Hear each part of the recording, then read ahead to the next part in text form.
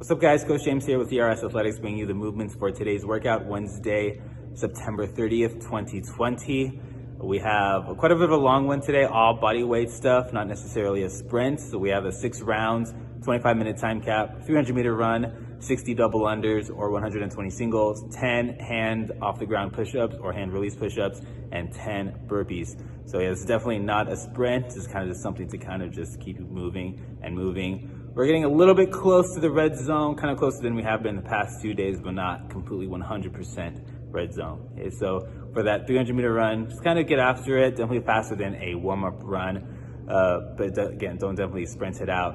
Double unders, 2 revolutions underneath. Okay, if you're doing singles, it is going to be 120. Okay, I'm gonna go over the standards for the hand release push-ups and the burpees. All right guys, so for the hands off the ground push-ups, the thing we're looking for here is making sure that we're moving as one unit. And so for the hands off the ground, as we're on the bottom, our hands release and then we press up. So it looks something like this. So we go down, our hands come up, and then we drive back up. Okay, if you need to modify it to your knees, that's fine. Just make sure your feet are on the ground. Same principle, down, lift your hands up, and then drive up.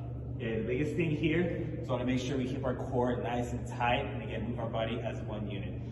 Common mistakes we see with this, as soon as we get down and we go here, we kind of worm our way up and we lead with our chest and drive up. Okay, we try to avoid that. Again, keeping everything nice and tight. Keep tension all the way through, even when your midline touches the ground. I'm still keeping everything nice and tight. Release, and I'm tightening it up again. Driving back up. Okay, so those are the standards for the hands off the ground push-ups. All right, guys, so each round does end with 10 burpees. So make sure we're keeping those movement standards. Okay, hands are replacing our feet. Going down as one unit, popping back up, and then make sure we're finishing at full extension. This can be a little bit faster than normal. Again, there are only 10, but making sure that we finish at that full extension. Also try to avoid landing super wide and making sure I'm not landing out here. Okay, making sure we're landing kind of in our squat stance. And again, like I said, finishing at that full extension.